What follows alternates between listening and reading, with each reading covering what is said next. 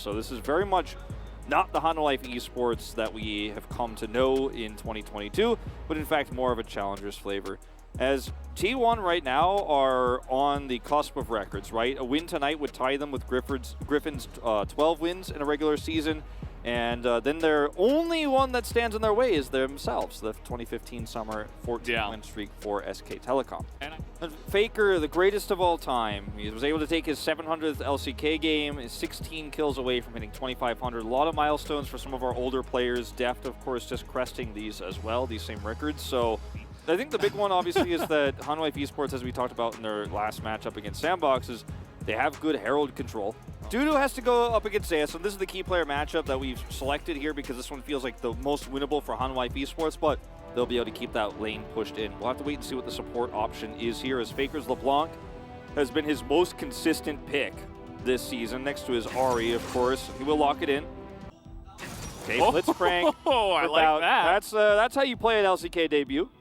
I mean, it's smart, you know? Like, we can't beat them 5v5, but what if I get a hook? Can we beat them 4v5? The ability to assassinate the backline with the LeBlanc. And then Narc kind of holds it all together if Hanwha Life esports go for a hard engage, which they don't have a ton of. Is, I suppose, currently 18 years old. As we'll get to Chronicler's comment, but this might be a kill onto Zeus on the top side. Dudu is getting close. Actually, will flash that one. So we do have a little bit of a gank up on the top side, though. Sunbeat is looking for Zeus. No flash available. He is going to miss the stun, but I think Zeus might go down anyway. No, he's actually going to hop away. So the gank not as clean as it could have been, as Keria is going to be hooked here. He does get the play down. They're looking to turn onto Chunny, as Keria will turn around, and there's the hook now onto Bout. He's kind of all alone. I don't think they have the DPS to take him out, though, as they look for a defensive option. This is the Blitzcrank anti-Lee Sin kind of defensive setup I was talking about. Ooh, that was a really nice hook. Keria is just dead. He doesn't have flash. There you go. Hey, if you can hit these hooks every time, if you can make this happen, this pick is to see if there was going to be an overextension.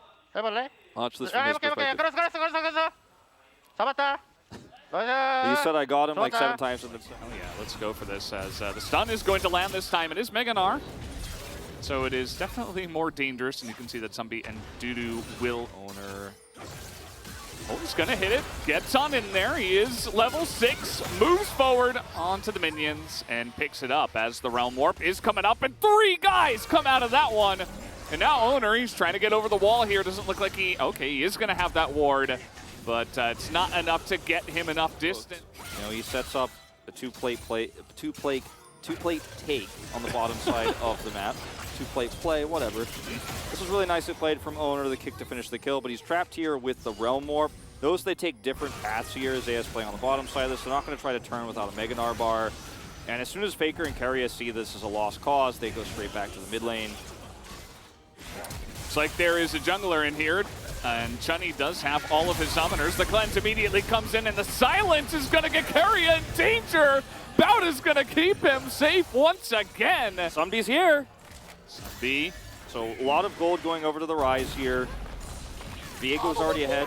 He wants that one plate, and actually the Root comes in and they kill Faker. Totally catches him off guard. Somebody is going to break their hearts and jump over the chompers as well. As Dudu is going into Mega Gnar. Probably not the right idea, but he does have the needles coming through now. He's staying alive as the flash comes in, and a miss on both abilities from Zeus. Trying to get the Gwen, and it fails. Rocket, though! From Hanwha Life Challengers, which is currently, I think, in 10th place in Challengers, right? They're not the best team.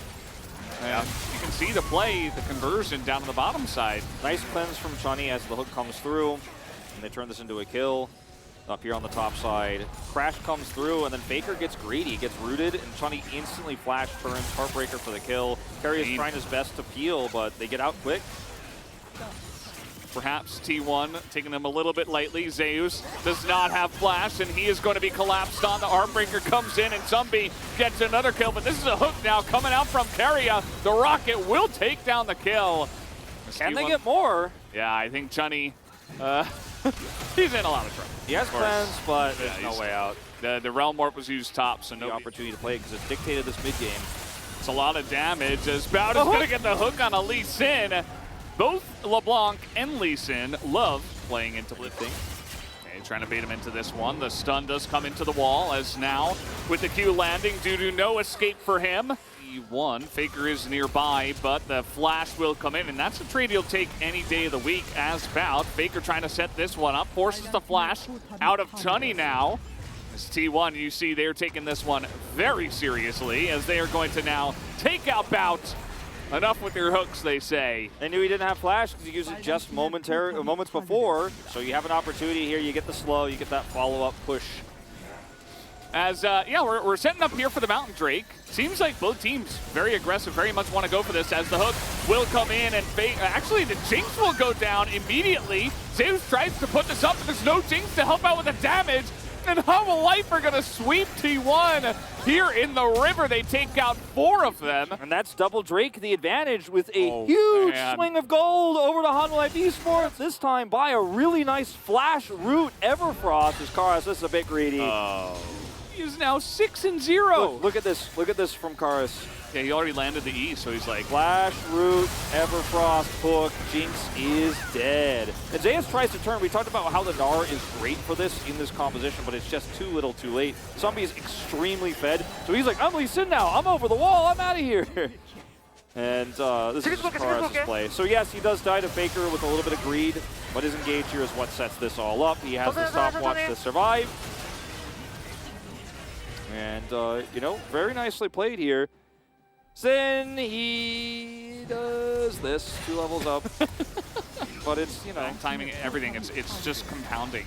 And the 6-0, Viego just had to run all the way away as T1, I think their macro is just getting a bit ahead of them as no root will come in, and actually nobody dies. Where they did not hesitate, they did not choke. They hook over the wall. It looks like Dudu just walks as they are going to get some vision here with the Realm Orb. But again, it is 4v5. Faker over the wall trying to stop Sunbi from getting in here as the hook will go down onto Karis. He is pretty scary, but that is a big Gnar. He is going to go down, though. Faker does get the revenge onto the Aphelios, and down will go Viego as well. So that is a huge shutdown onto Gumayusi as we're zooming all the way out into the stratosphere here as Dudu now returns with the teleport. He is getting a lot of damage done and does get the flash at the end of that one. Now Faker trying to get in the back here as the rocket will come in with the zap. Gumayusi will put an end to this fight as even owner will return to this one, and the ace will finally come through for T1. All the way in on this. As Dudu has been caught a lot this game. This is his 5th death of the game, isolated into a Thresh hook right up there. Yeah. And now look at how Bout plays this. He gets on top of Zeus, rocket punches him, and then tries to ult him here to prevent that Gnar ult from coming through, right? He's got Mega Gnar, but he's not able to make it happen.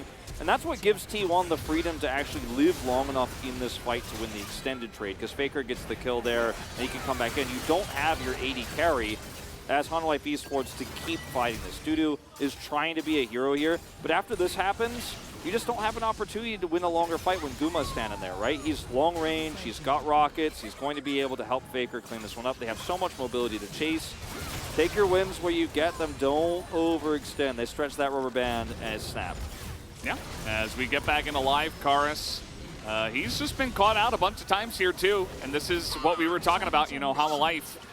They've got curveballs, but they don't have the foundation to Hanwha Life Esports. They don't want to show any, you know, new strategies here. As the damage will go onto the Baron, and they will take it down. This is what happens when you don't have any vision. Hanwha Life now trying to move through, as that was very dangerous, especially with Mega Gnar available here. Dudu just barely going to get away. Zeus, you could see. The Gwen push bottom off Faker. Oh. It's Cloud Soul points, and they will be able to get it unless Owner can steal. He is going in for it, and he will get the steal. Owner picks up the Cloud Drake. It is 4v5 for T1, but Bout is so low. As the Q will come forward, Owner does get the kick, and he's got a stopwatch. Will keep him alive. And there's the stun now. Zeus in the front line. The Gnar doesn't stun anyone, but it's a front line for Jinx, right? And there's the triple kill. Gumayusi looking for the Quadra. And it might not be able to pick it up here, but T1, they are laughing their way to the bank. Oh, nice zap with the flash, and that will be the Quadra kill given over to Gumayusi. As now T1 might just push to end the game. That was Faker, man, all the way. It was super calculated. Just goes Fantastic in, bait. goes Loved in, it. dies so that they group on Drake and then win the fight around an R ultimate. Super well played here from T1 across the game, punishing Life Esports' lack of ability to control macro. But it wasn't all bad, right? I mean, there were some good moments here. As the Nexus falls, T1 will take game number 1. But there were some shining lights for Bout on the bottom side on the Blitzcrank, the Chorus flash to kill Guma around the Drake pit. This game wasn't without blemishes for T1, and it wasn't without a few miracles on the side of Life Esports. Yeah, no, it's great practice too. Like, they got through an early game very well against an undefeated team in the LCK. As, you know, the second, basically, that we hit mid-game, 20 minutes, we fell off a cliff. Okay, it's Faker that picks it up. I was actually expecting Gamishi to collect that one, but nope, it's the man in the mid lane 700 club for Faker here trying to catch up to Canyon. 이거 목이 아프네요. 근데 뚫기 딴 건데 뭔가 아쉽네. 말을 못하게. 아쉽다 그냥. 블리치 나오. 가볼래? 와, 뭐야? 타겟입니다.